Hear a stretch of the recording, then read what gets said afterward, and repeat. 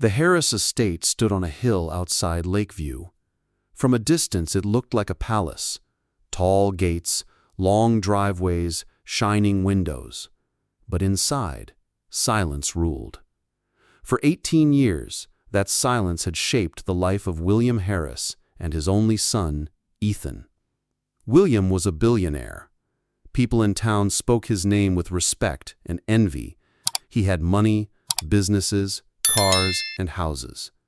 But money had not saved him from the pain of losing his wife in a plane crash, and money had not cured the condition his son lived with since birth. Doctors told him long ago that Ethan was born deaf. He would never hear, never speak, never live like other children. William had accepted that truth, even though it broke his heart. He spent millions on devices, teachers, and doctors, but nothing changed. Ethan grew into a boy who lived in silence. Now, Ethan was 18, a young man. He was tall, strong in body, but quiet in spirit. He spent most of his days inside the mansion, staring out windows, sketching in notebooks, or walking alone in the garden. His face rarely showed emotion. He never joined conversations. He never laughed. He lived in his own world.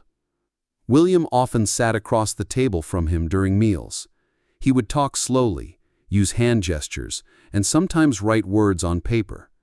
Ethan barely looked at him. Still, William tried every day. He loved his son deeply. But after 18 years, the silence between them felt like a wall too high to climb. The mansion itself reflected their life. Big, beautiful, and empty. Rooms gathered dust because nobody used them. The halls echoed with William's lonely footsteps. No music, no laughter, no voices. Just silence.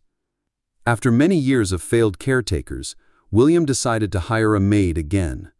He wanted someone who could at least keep the house alive, someone who could make meals, clean rooms, and maybe, just maybe, be another quiet presence in Ethan's life. One morning, Anna arrived at the gates with a small suitcase in her hand. She looked plain, her dress simple, her hair tied back. She did not smile much, and her eyes carried sadness, the kind of sadness that comes from losing too much, too soon. William opened the heavy wooden door himself.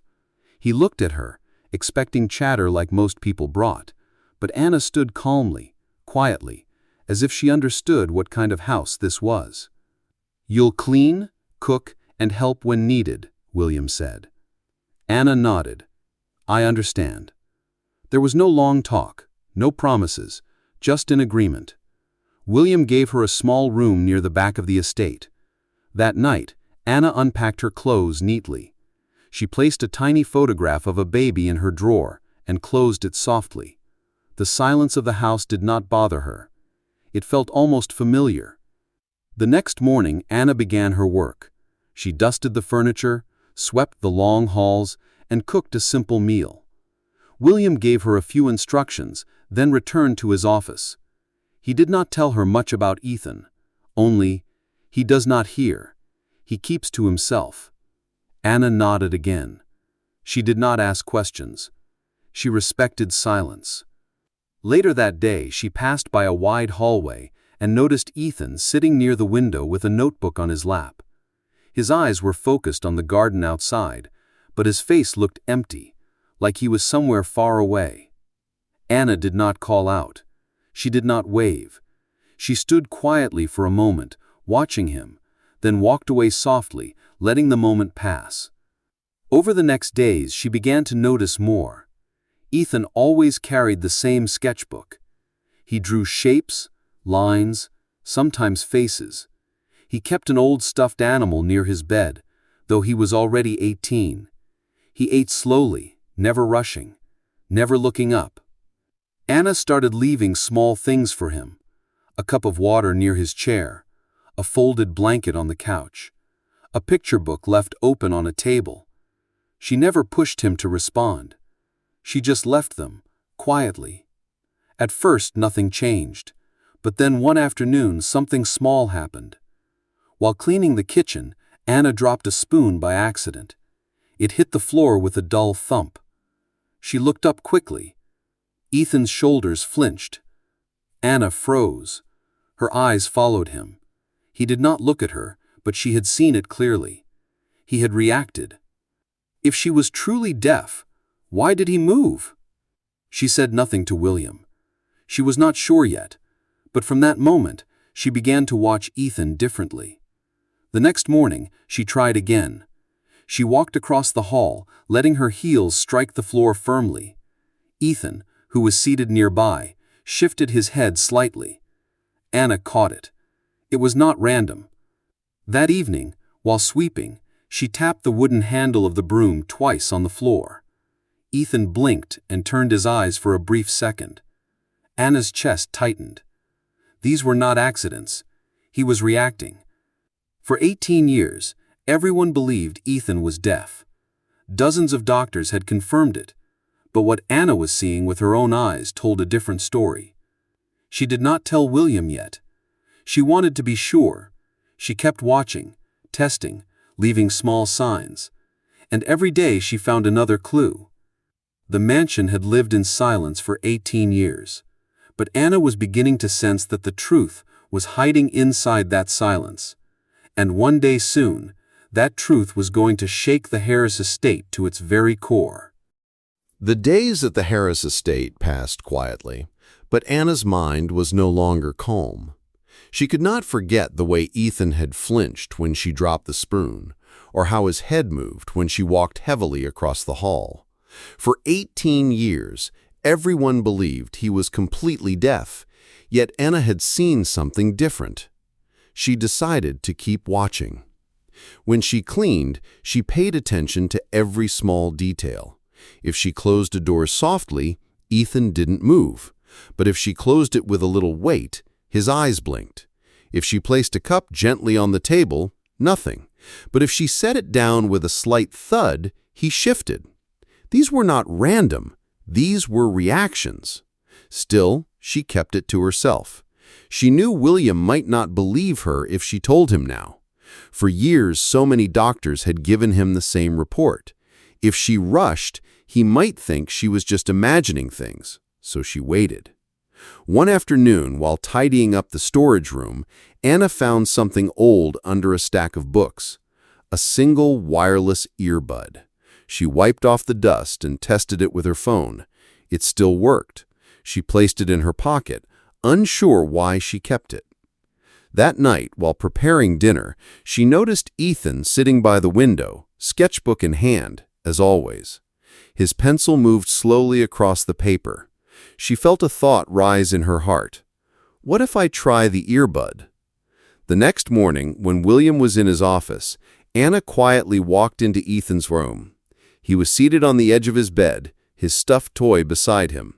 His eyes were far away, locked in silence. Anna sat down on the floor a few steps away from him. She held up the earbud in her hand. "Ethan," she said softly, though she knew he might not hear, "I want to try something." She connected it to her phone and searched for a simple piano tune, soft and slow. Then, with steady hands, she placed the earbud gently near his ear. At first, there was nothing. He sat still, like always. Anna's heart sank. But then his eyes widened just a little. His head tilted to the side. His lips parted, as if searching for something. Anna's chest tightened. He was reacting.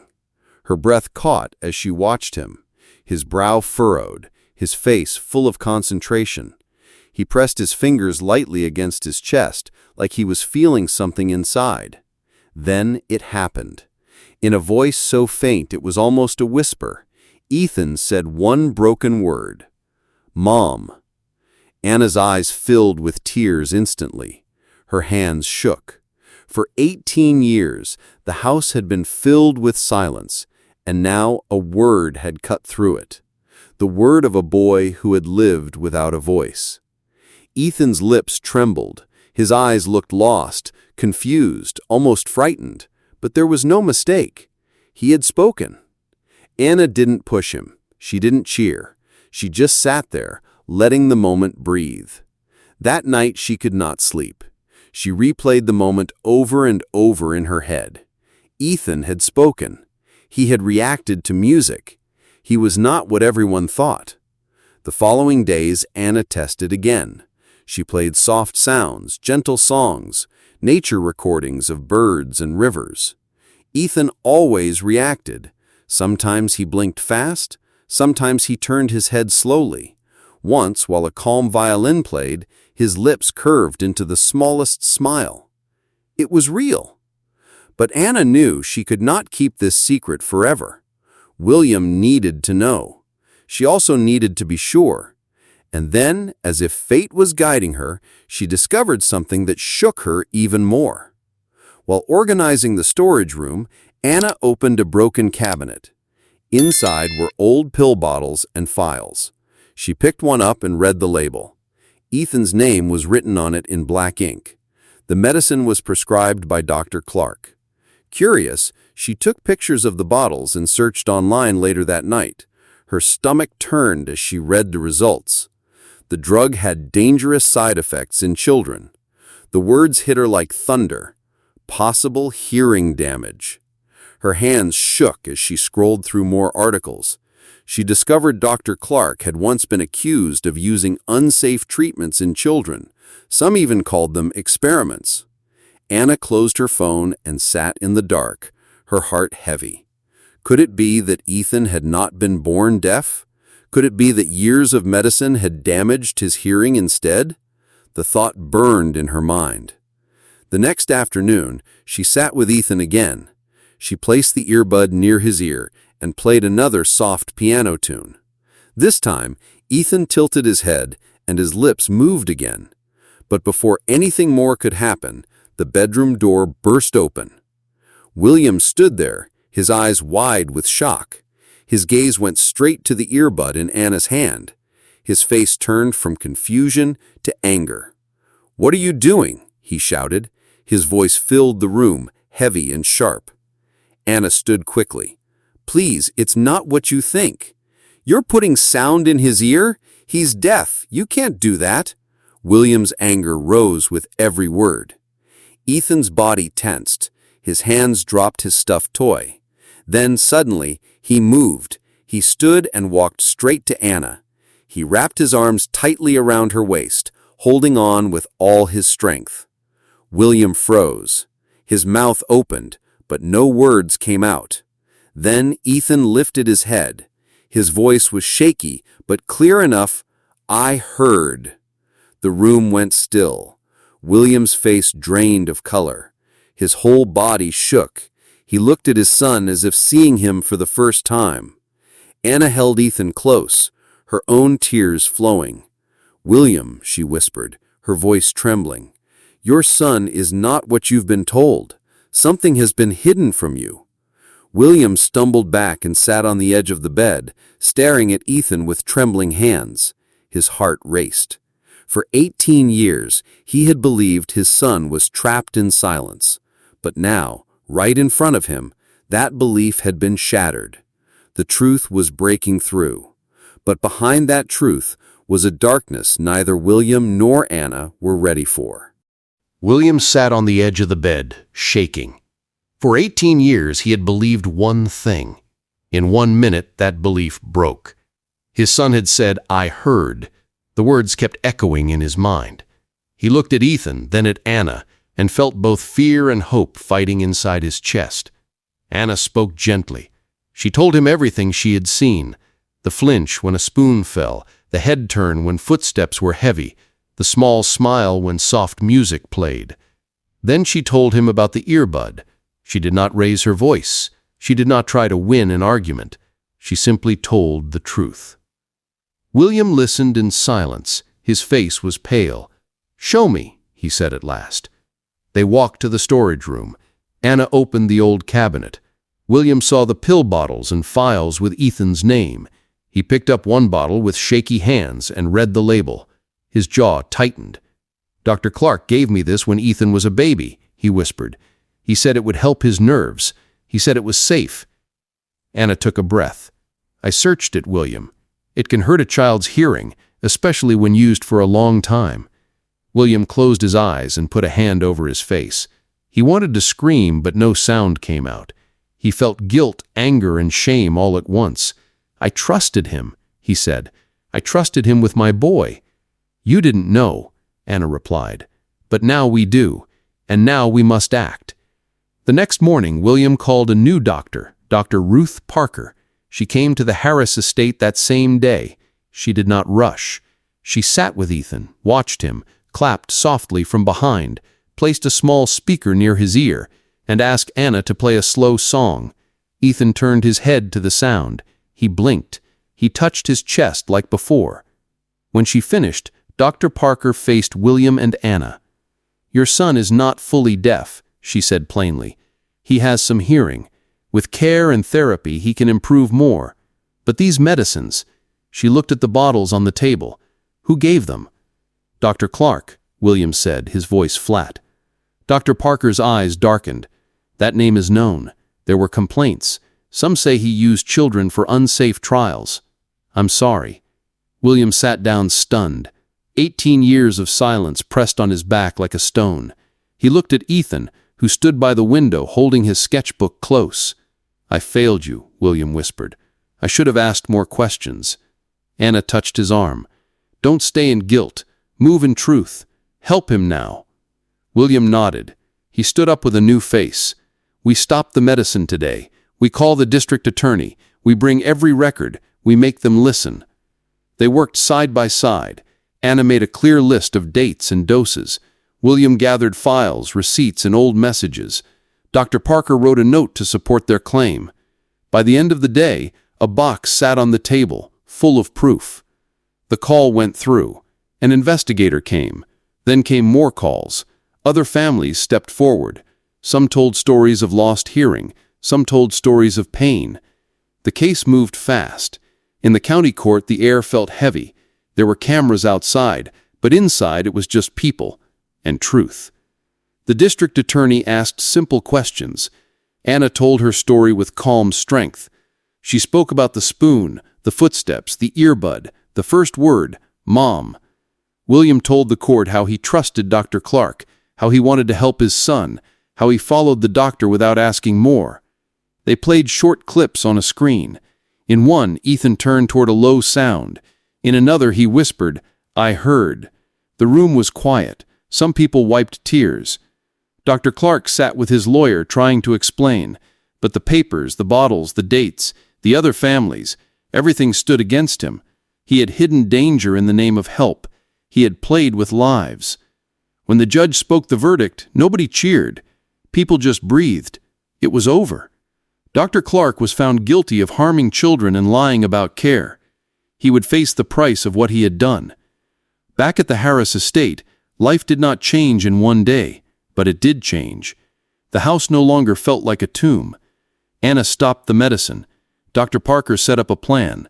Sound therapy, simple speech practice, and gentle music time. William joined every session. He did not miss one. Ethan tried. Some days were slow.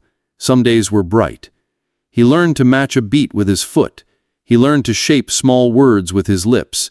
He still loved silence in some moments, but now it was a choice, not a prison. When Anna played the piano on her phone, she watched her fingers and smiled. When William sat close and spoke softly, Ethan leaned in to catch the shape of each word. Weeks passed. The three of them built new routines. Breakfast with soft music, short walks in the garden, practice in the late afternoon. At night, the house held a warm quiet, not an empty one. The walls no longer pressed on the heart. One day a letter came. The town was holding a small event at Riverdale Hall to honor people who had overcome great struggles. A therapist from the clinic had sent Ethan's name. They wanted to recognize his progress. William looked at Anna and smiled. He should go, he said, not to show off, to stand in the light. Ethan wore a simple shirt and clean shoes. He held his sketchbook under one arm. Riverdale Hall was full of families. People clapped for each name. When they called Ethan Harris, he stood up. William squeezed his shoulder. Anna took his hand for a second and let it go. Ethan walked to the small stage. A host placed a medal around his neck and asked, "Would you like to say something?" Ethan held the mic with both hands. He looked at the crowd, then at his father, then at Anna. His voice was soft but steady. "The first sound I heard," he said, and paused, "came from her heart." He pointed at Anna. The room fell silent. Then a soft wave of gasps and tears moved through the seats. Anna covered her mouth. William blinked hard and smiled through wet eyes. Ethan spoke again, simple and clear. "She listened to me. Then my dad listened too. Now I am not alone." He handed the mic back and stepped down. Anna hugged him tight. William wrapped his arms around them both. For a moment they just stood there. No past, no fear, only now. That night, back at the estate, Ethan placed the medal on a shelf by the window. He opened his sketchbook and drew 3 figures holding hands. Then he pressed a key on the small keyboard in the corner. One note, then another, a tiny tune, shaky but real. Anna stood in the doorway, smiling. William joined her. The house held a gentle sound, the kind that warms the air. The boy who lived 18 years in silence had found his path to sound. The maid who arrived with a small suitcase had become the guard of his voice, and the father who once felt helpless had learned the bravest thing a man can do. Listen. The Harris estate stood on the hill as always, but inside it was new. Not loud, not perfect, just alive. And for the first time in 18 years, that was more than enough.